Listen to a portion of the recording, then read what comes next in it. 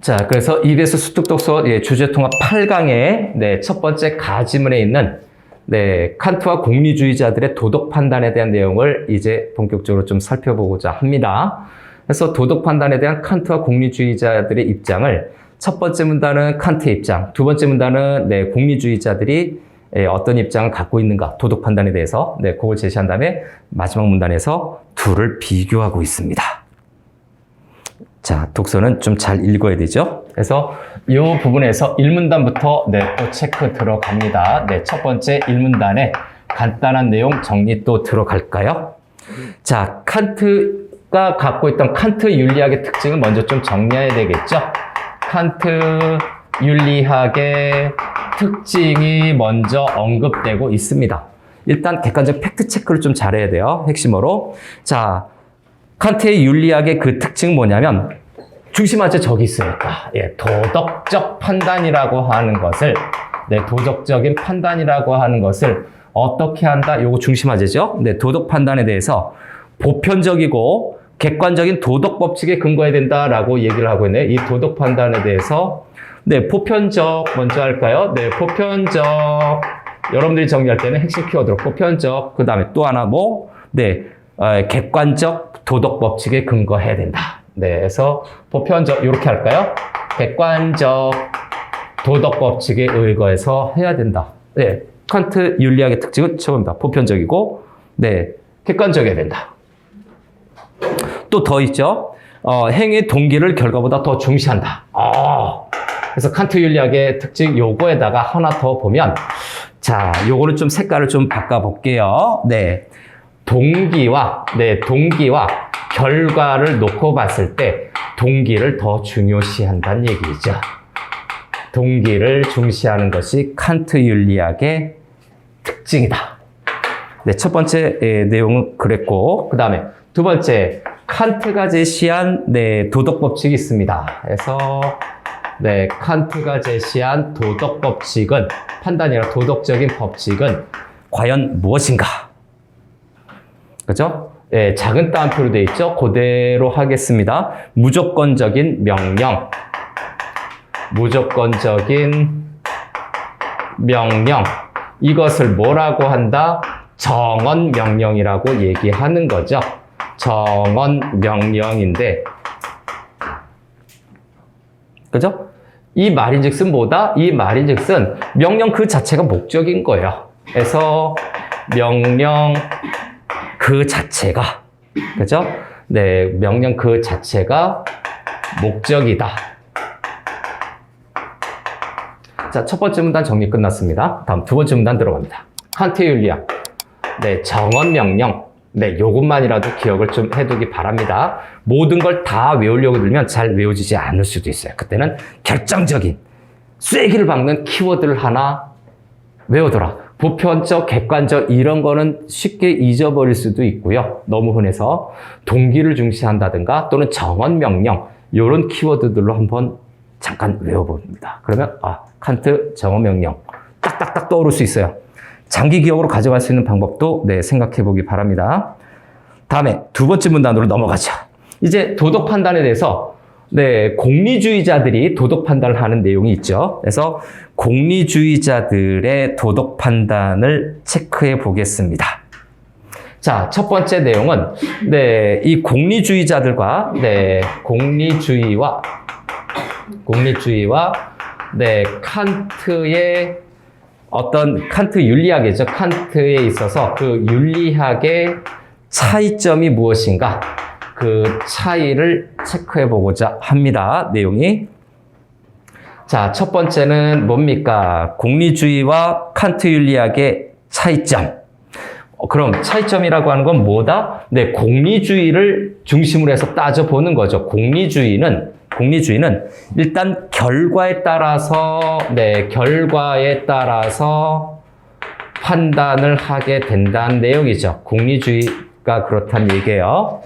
칸트 윤리학의 차이점은 공리주의의 특징이라고 봐야 되겠죠. 결과로 옳고 그름을 판단합니다. 첫 번째. 그죠? 다음 두 번째. 행위에 대한 판단이 있는데 이 행위에 대한 판단을 무조건 정해진 것이 아니라 상황에 따라 달라질 수 있는 걸로 보고 있습니다. 상황에 따라 달라진다. 이게 공리주의자들의 도덕적 판단의 특징입니다. 상황에 따라 달라진다라고 하는 것을 어떤 단어로 또 대체할 수 있느냐? 상대주의적 관점이라고 얘기합니다. 요걸. 네, 상대주의적, 요것만 써놓을게요. 상대주의적 관점으로 행위를 판단한다는 점. 자, 다음 두 번째로 좀 넘어가서, 두 번째로 좀 나눠서 좀 하겠습니다. 그 다음 두 번째는 공리주의자들이 생각하는 최선의 결과는 무엇인가? 공리주의자들이 생각하는 최선의 결과, 이거에 대해서 또 정리를 하고자 합니다. 그래서 이 최선의 결과는 최대 다수의 최대 행복이에요. 가장 많은 사람들이 가장 큰 행복을 얻는 것. 가장 많은 사람들이 가장 큰 행복을 얻는 것. 그거를 내가 좀 말을 바꿀게요. 네, 요거 좀 바꾼 겁니다. 네, 최대 다수의, 여기서부터 할까요? 그래서 첫 번째, 최대 다수의, 다시 한번, 네, 최대 행복, 거기 있는 거요. 최대 다수의, 똑같이 있네요. 최대 다수의, 네, 최대 행복. 많은 사람들이, 네, 최고의 어떤 행복을 누리는 것. 그것을 최선의 결과로 보는 거죠. 됐습니까? 그 다음에 두 번째, 공리주의자들은, 자, 이 행복이라고 하는 거죠. 네, 이 행복이라고 하는 요거를, 네, 유용성으로, 또, 네, 쾌락주의적으로, 유용성이죠. 네, 유용성과, 네, 쾌락을 중심으로 해서, 쾌락을 전제로 해서 판단을 했어요. 네, 유용성과 쾌락으로 봤다라는 거죠. 쾌락이라고 하는 건 쾌락주의라고도 얘기합니다. 쾌락주의. 네, 이런 성향이 좀 나타난다. 그래서 이거에 따라서 이 행복을 이렇게 보고 있는 공리주의를 좀 나눌 수 있어요. 공리주의의 유형을 좀 나눠서 볼 수가 있거든요. 자, 공리주의의 유형. 자, 그래서 첫 번째, 네, 쾌락을 기준으로 본다면, 쾌락에 대한 어떤 관점을 기준으로 본다면, 질적 공리주의와 양적 공리주의가 있네요. 네, 질적 공리주의. 그 다음에 양적 공리주의. 양적 공리주의는 우리 벤담에서 한번 공부한 적이 또 있었죠. 네, 쾌락을, 행복을 양적으로 수량화할 수 있다라고 생각했던 벤담이었습니다. 그 다음에 여기 앞에 유용성 있죠. 여기 쾌락 중심으로 해서 먼저 나눠본 거예요. 여기 쾌락 있고요. 그 다음에 유용성이 있죠. 유용성에 따라서 또 공리주의를 나눠볼 수 있습니다. 유용성을 기준으로 해서 보자면 행위의 유용성이죠. 행위 공리주의와 규칙 공리주의로 볼 수 있다. 행위 공리주의와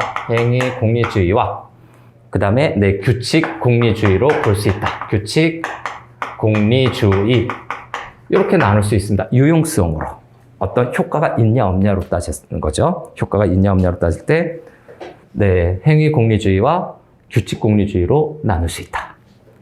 자, 두 번째 문단도 마무리했습니다. 다음 세 번째 문단으로 들어가겠습니다. 3문단. 한 이 정도로 할까요? 네, 세 번째 문단. 자, 세 번째 문단은 네, 칸트와 공리주의 윤리이론을 비교하는 거죠. 네, 칸트와 공리주의 윤리이론을 비교하는 부분인데 일단 네, 그거를 구분하는 사람이 누구였다? 네, 브로드라고 하는 사람이죠. 네, 브로드의 구분에 대해서 이야기를 하겠습니다. 브로드가 칸트의 윤리학과 공리주의론을 네, 구분할 때 어떤 네, 특징을 언급하고 있는가? 네, 그거를 정리해 보겠습니다. 자, 브로드의 구분은 칸트의 윤리이론을 뭘로 구분했다? 칸트의 윤리이론을 의무론적 이론으로 본 겁니다. 네, 의무론적 이론으로 봤고요. 그 다음에 네, 공리주의의 이론을 목적론적 이론으로 구분했습니다. 목적론적 이론으로 구분을 했다. 브로드의 구분. 자, 그래서 두 번째로 볼까요? 두 번째는 그럼 여기 있었던 의무론적 이론은 무엇인가? 요거를 좀 체크해 봐야 되겠죠? 의무론적 이론은 뭔데요? 의무론적 이론. 간단하게 보면 어떤 종류의 환경에서나 그 행동의 결과와 상관없이, 그죠? 그렇게 얘기하고 있어요. 그래서 요거에 대해서는 어떤 환경이나, 간단히 줄이면 환경이나 결과에 관계없이, 결과에 관계없이 옳거나 그르다고 주장하는 거예요. 결과에 관계없이 옳고 그름을 따져요. 그래서 옳고 그름을 판단을 하는 거죠. 옳고 그름을 판단을 한다라는 점이죠. 그래서 어떤 궁극적인 목적보다 언제 어디서나 지켜야 할 의무로서 행위에 내재하는 근본 원칙에 주목한다. 그죠? 그래서 의무적으로, 의무로서 행위에 내재하는, 의무로서 행위에 내재하는 근본 원칙이죠. 근본 원칙에 주목한다라고 이렇게 정리하면 되겠죠. 잡다한 거 다 빼고 우리 시험이라고 하는 건 여러분들의 과정을 얼마큼 열심히 했느냐를 묻는 게임이 아니죠. 수능이요. 여기 이게 나와서 꼭 얘기하는 건 아니지만 여러분들 정말 지금 열심히 공부하고 있잖아요. 이 힘들게. 근데 그 과정 평가 받습니까? 점수 안 나오면 과정이 인정받나요? 못 받잖아요. 그죠? 자, 그래서 의무론적 환경 결과에 관계없이 옳고 그름을 판단하는 게 있고, 그 다음에 세 번째, 마지막입니다. 이제 여기 있는 목적론적 이론에 대해서, 목적론적 이론, 길고 복잡한 거죠. 길고 복잡한 걸 좀 과감하게 추려내세요. 여러분들이 내가 좀 공부하는데 시간이 오래 걸리고 노력도 많이 했는데 좀 결과가 안 좋은 거, 여러 가지 원인이 있습니다. 독서로만 좁혀서 보면, 또 독서 지금 독해가 잘 안 돼요, 시간이 오래 걸려, 이런 얘기가 나오는 거 보면 과감하게 버리지 못해서 그래요. 좀 버려주세요. 쓸데없는 것들. 아니면 힘들거나 복잡한 용어를 여러분들이 열심히 공부했던 그 과정 중에서 이해할 수 있는 말로 바꿔서 이해해도 상관은 없습니다. 객관적인 틀에서 벗어나지 않는 선에서. 자, 목적론적 이론 봅니다. 자, 행위의 옳고 그름을, 요것도 이렇게 볼까요? 자, 행위의 옳고 그름에 대해서, 옳고 틀린 거죠. 옳고 그름을, 옳고 그름에 대해서 어떻게 한다? 옳고 그름을 결과로 판단을 합니다. 결과로 판단하는 거죠. 그래서 뭐 꼭 어디라고 얘기할 수는 없지만, 좀 들으면 알 수 있을까요? 결과로서 과정을 입증하는 거죠. 그죠? 뭐 그런 부대 이름도 있더라고요. 그래서 인간이 추구해야 할 궁극적인 목적이 넓은 의미로는 행복, 좁은 의미로는 쾌락이라고 하네요. 그래서 이것도 좀 정리할게요. 그래서 인간의 추구하는 어떤 궁극적인 목적은 바로 큰 의미로 행복 또는 쾌락이다. 같은 겁니다. 요거 행복 또는 쾌락이에요.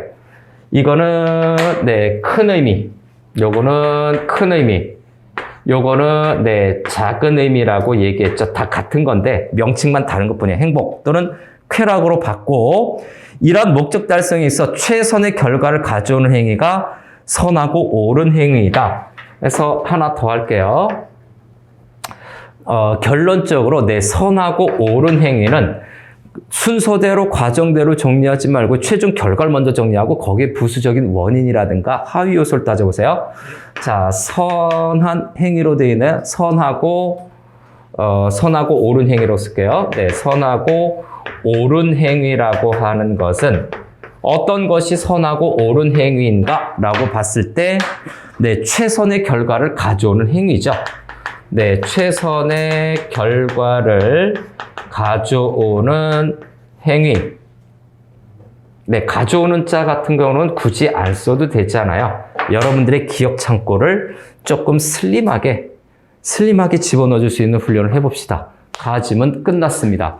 생각보다 단락은 짧지만 이게 심도 있는 내용이에요. 칸트의 윤리학과 공리주의를 어떤 특징이 있다, 그걸 비교하겠다라는 내용인데, 자, 이거에 대해서,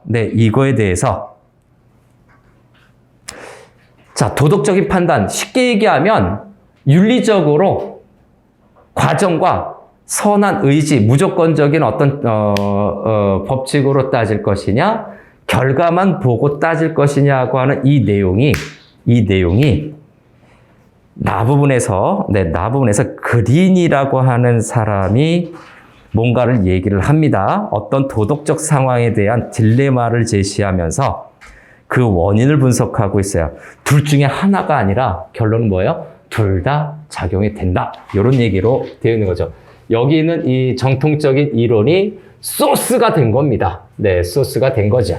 그래서 도덕적 딜레마 상황, 선택의 상황이 나왔을 때 과연 어떻게 인간이 행동을 할 것인가? 네, 나지문을 잠시 뒤에 이어서 하겠습니다.